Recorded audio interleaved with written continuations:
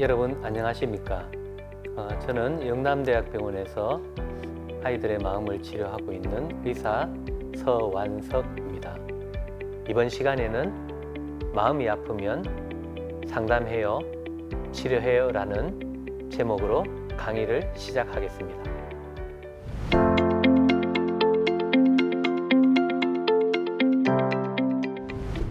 먼저 두 장의 사진을 보도록 하겠습니다. 두 장의 사진은 1970년대 아이들과 지금 현재의 10대 아이들의 사진입니다. 흑백과 칼라 사진으로 되어 있는 사진인데 여러분들은 이 사진을 보면서 어떤 느낌이 드시나요? 1970년대 아이들을 우리가 베이비붐 세대라고 이야기를 합니다. 지금 세대의 아이들을 10대 아이들을 Z세대 또는 I세대라고 이야기를 합니다. 1970년대에도 문제 아이들이 있었고 지금도 문제 아이들이 있습니다. 그렇지만 이 두 아이들의 특성은 각각 다른 특성을 가지고 있습니다. 1970년대 베이비붐 세대 아이들은 집단으로 어울려서 어른들이 금지하고 있는 술이나 심지어는 마약들을 하는 문제로 골치를 썩였습니다.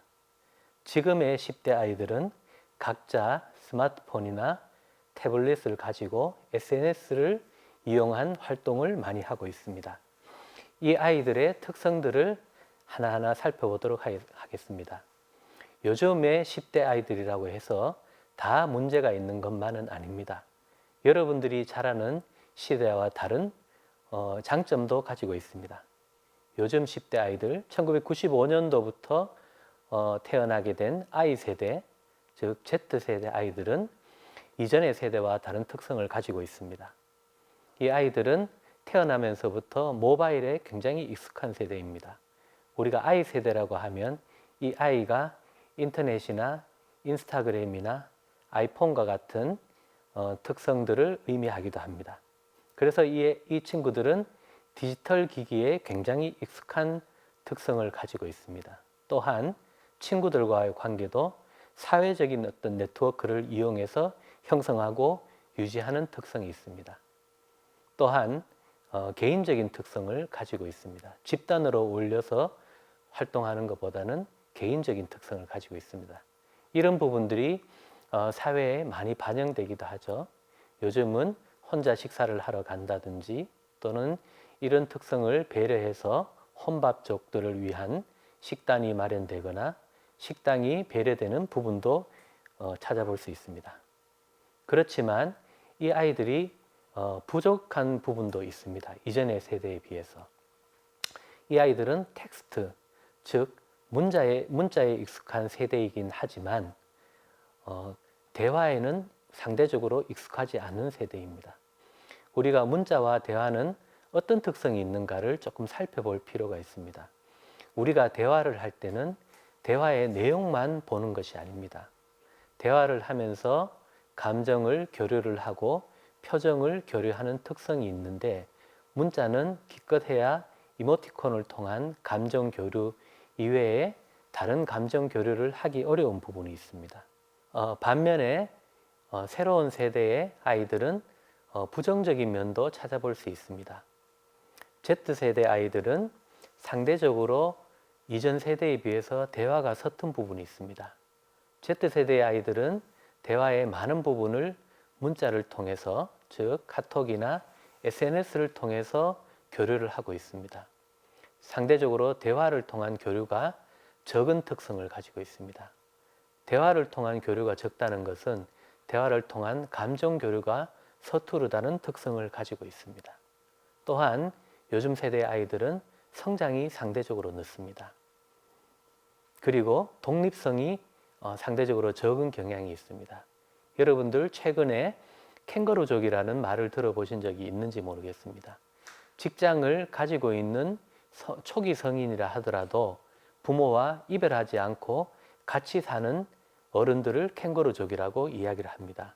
최근 세대를 반영한 단어라고 할 수 있죠. 그리고 상대적으로 행복감이 낮은 특성을 가지고 있습니다. 왜 행복감이 낮을까요? 이런 부분들은 우리가 아이들을 이해하는데 굉장히 중요한 것이기 때문에 여러분들이 꼭 이해를 하실 필요가 있습니다. 우리가 행복감이라는 것이 무엇일까라는 부분을 생각을 할 필요가 있습니다. 어른들은 흔히 이야기를 하고 있습니다.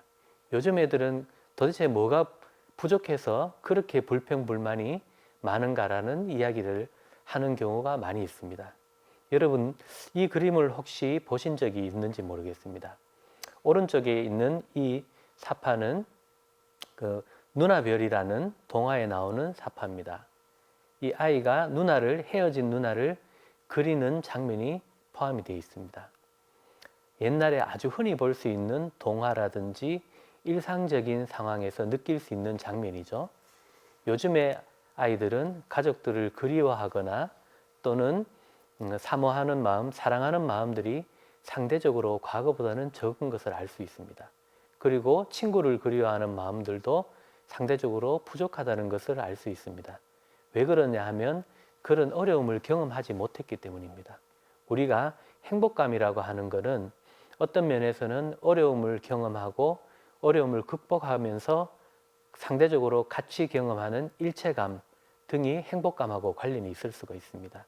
그렇지만 요즘 아이들은 이미 다 만들어진 세상에서 커왔고 하기 때문에 상대적으로 성취감을 느낄 일들이 별로 없습니다. 그래서 우리가 행복감의 근원 중에 하나인 작은 일을 성취하는 경험이 상대적으로 적기 때문에 행복감이 적다고 할 수 있습니다. 2018년도 서울대 행복연구센터에서 조사한 부분에서 보면 각 연령별 행복감을 보면 20대 행복감이 가장 적은 것을 알 수 있습니다.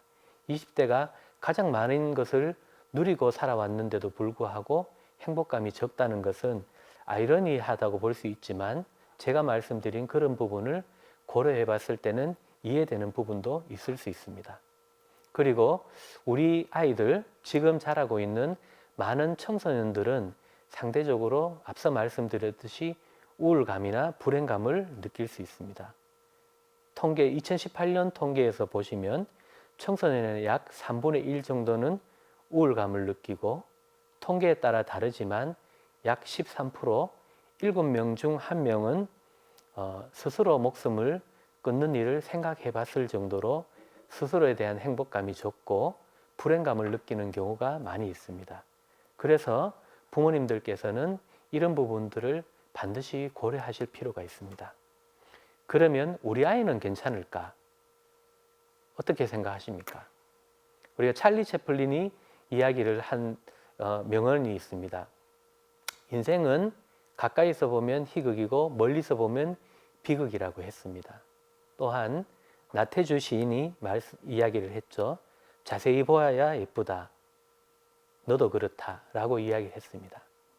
하지만 반대의 부분도 있습니다. 멀리서 보면 보이지 않는 부분이 가까이 봐야지 보이는 부분이 있습니다. 제가 준비한 대구시청의 사진입니다. 대구시청을 멀리서 보면 아무 일이 없는 것처럼 평화롭게 보입니다.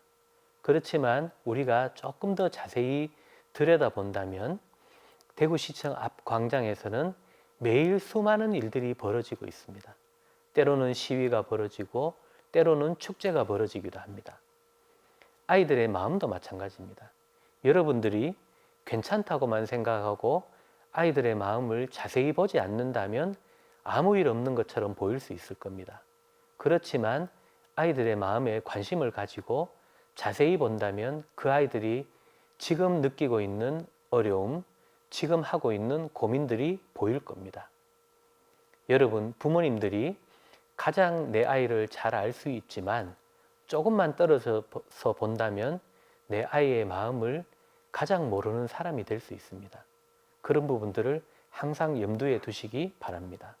통계에서도 그런 부분들이 나타나고 있습니다. 우리 청소년들은 자기가 고민을 가지고 있을 때 부모님보다는 상대적으로 다른 대상과 상담을 많이 하고 있습니다. 실제로 10명 중에 불과 2명 정도만이 부모님, 특히 어머니와 대화를 하고 나머지 8명의 아이들은 부모님 이외의 다른 아이들과 고민 상담을 합니다. 그 대화 상대 중에는 친구뿐만 아니라 위험한 대화 상대가 있을 수가 있습니다. 최근에 많은 고민 상담의 루트 중에 하나가 오픈 채팅이죠. 오픈 채팅은 익명성이 있고 편하게 이야기할 수 있는 장점이 있지만 굉장히 위험한 대상이 될 수도 있습니다. 오픈 채팅의 폐해 중에 익명성을 가장한 상업성, 그리고 친근감을 가장한 위험한 어떤 행동을 유혹하는 것들이 될 수 있습니다. 그렇기 때문에 여러분들이 대화의 상대가 되어주는 것이 굉장히 중요하다고 할 수 있습니다. 그래서 우리 아이들, 많은 아이들은 우울증이라든지 부적절감을 경험하기가 쉽고 그럼에도 불구하고 대화 상대가 별로 없기 때문에 여러분들이 아이들의 정신건강에 관심을 가지고 대화를 하도록 신경을 쓸 필요가 있습니다. 그래서 우리 아이들이 문제가 있을 때는 괜찮다고만 생각하시지 말고 상담과 치료를 적극적으로 고려하실 필요가 있습니다. 여러분들 아이가 조금만 다쳤을 때는 흉이 질까봐 걱정을 하고 병원에 가서 소독을 하고 치료를 적극적으로 하실 겁니다. 마음도 마찬가지입니다. 아이의 마음이 다치고 힘들 때는 건강을 위해서 적극적으로 상담을 하고 치료를 하시기 바랍니다. 그러면 여러분들 아이의 마음은 빨리 회복되고 건강한 삶을 살아갈 수 있을 겁니다. 여러분들이 처음에 가정을 이룰 때 가졌던 마음, 행복한 가정과 행복한 자녀와의 인생을 위한 그 마음을 처음부터 지속적으로 유지하기 위해서 상담, 치료를 적극적으로 고려하실 필요가 있습니다. 감사합니다.